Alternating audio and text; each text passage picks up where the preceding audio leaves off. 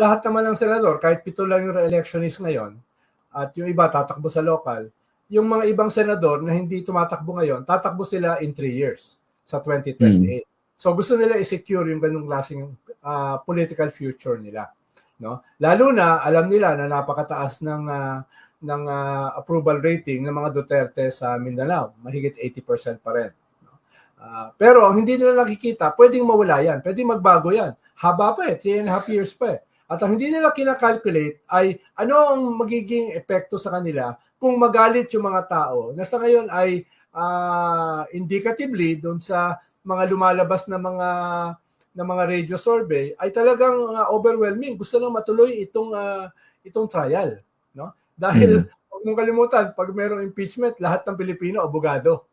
Lahat may opinion. Teka lang. Pero isa lang ang justice. Oo, isa lang. Isa lang ang justice. Isa lang. At saka, totoo yan. At saka, yung mga lumabas ng survey before, halimbawa, yung survey, Pulse ba yun o SWS, tungkol sa Quadcom, almost 2/3 ang tingin ay suportado yung proseso at saka resulta ng Quadcom. 11% lang ang kontra.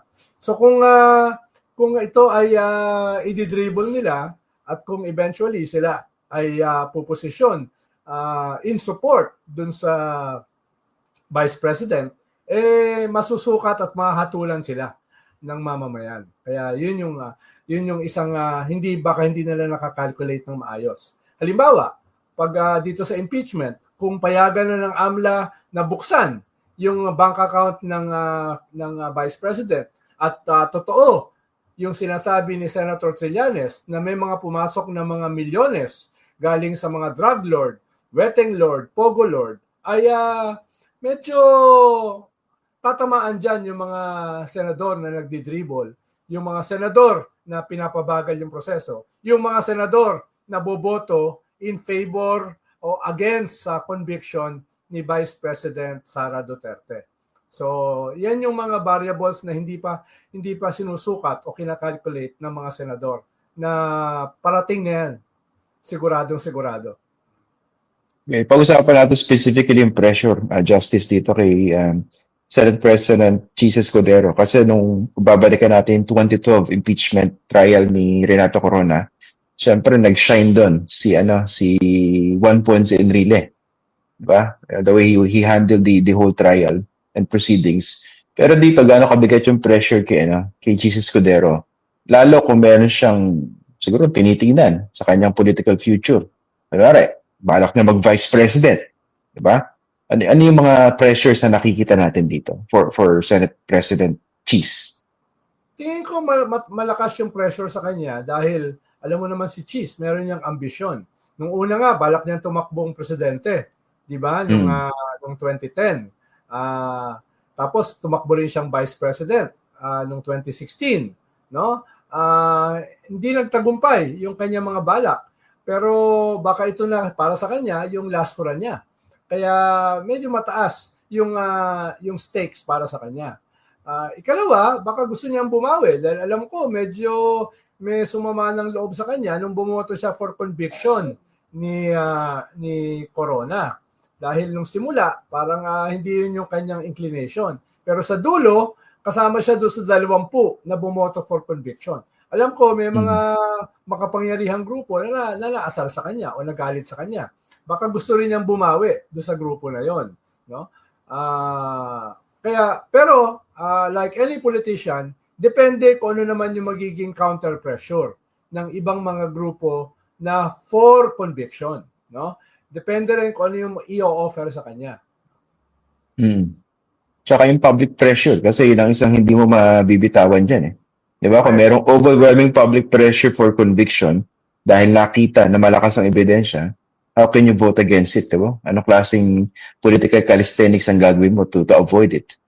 Correct. Lalo na, inuulit ko, kung yung pag-lift ng bank secrecy laws ay mapapakita na meron talaga mga anomalous na mga accounts in their millions na pumasok sa bank account ni Vice President Sara Duterte.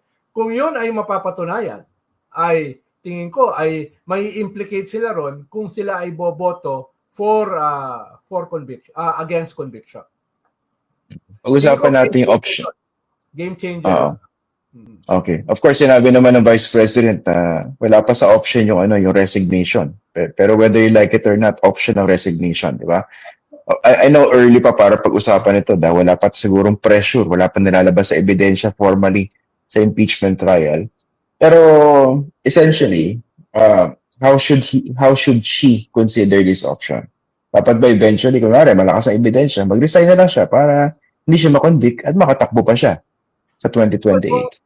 Kung makita ni Sara na medyo nagbago yung tingin niya ngayon na medyo pabor sa kanya yung Senado, or at least pabor yung Senado na i-delay yung trial, kung yan ay magbabago in soon, no? Halimbawa, magpatawag ng special session ng presidente at mapilitan ng Senado na gawin yon, no? At sa kanyang mga balita o mga kwento galing sa mga kaalyado niya sa loob ng Senado ay sabihin sa kanya na BP, medyo delikado tayo.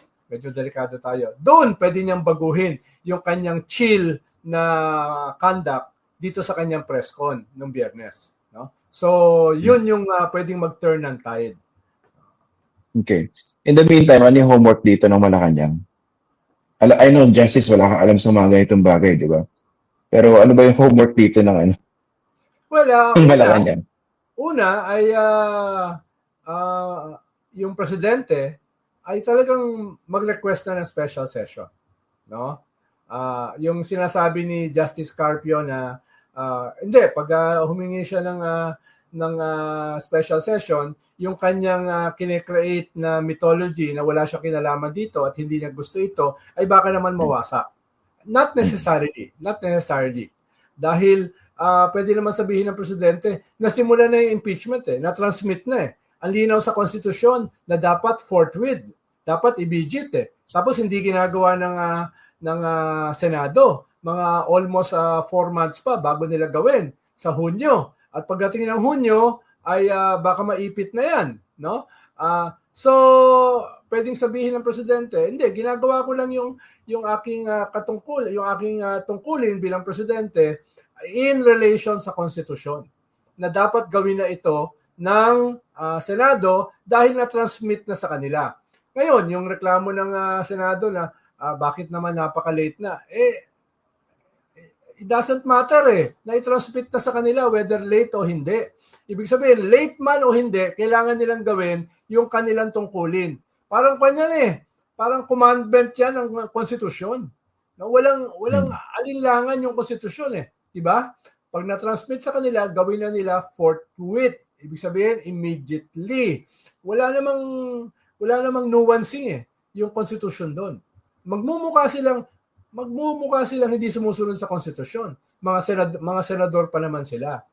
So, doon sila susukatin. At hindi lang sila susukatin bilang individual senators. Hindi lamang sila susukatin bilang leaders ng Senado. Kung hindi susukatin sila bilang isang institusyon. No? Yun yung magiging pagsusukat sa kanila ng mga mamamayan. No? Kaya doon sila mag-ingat. Ano yung magiging itsura nila sa kasaysayan. Hindi lamang para sa mga susunod nilang electoral battles, kung hindi, paano sila maiuukit sa ating kasaysayan. And saka implication, Justice, na pwede palang i-delay ng mga senador kung gugustuhin nila yung impeachment trial kahit ay pinag-uutos ang konstitusyon ay agad-agad o forthwith, di ba? Parang ang laki ng kapangyarihan nila. Simply by doing that, they can delay the whole proceedings and perhaps change the complexion of this entire political narrative. Medyo dyan, mabigat di ba? Tama. Medyo tainted na nga sila dun sa constitutional infirmities nung inaprubahan nilang budget. Huwag mong kalimutan, Christian, hindi lang naman yung House nag-approve doon yung Senado rin.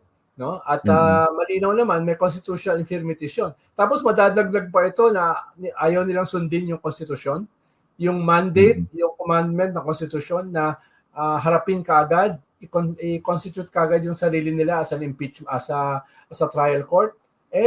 Talagang mababanatan sila ng husto dyan. Napanood ko yung kung hindi ako nagkakamali, yung move ni Senator Joel Villanueva, di ba? To, adjourn? Oo. Diba? Gigil Akala. Saka nagpaliwanag pa siya na daw, na magiging bias sila kung sila ay magkakaroon ng special session. Saan namang sako ng gawgaw niya hinugot yun? Obligasyon nga nila eh. Trabaho nga nila na gawin yun eh.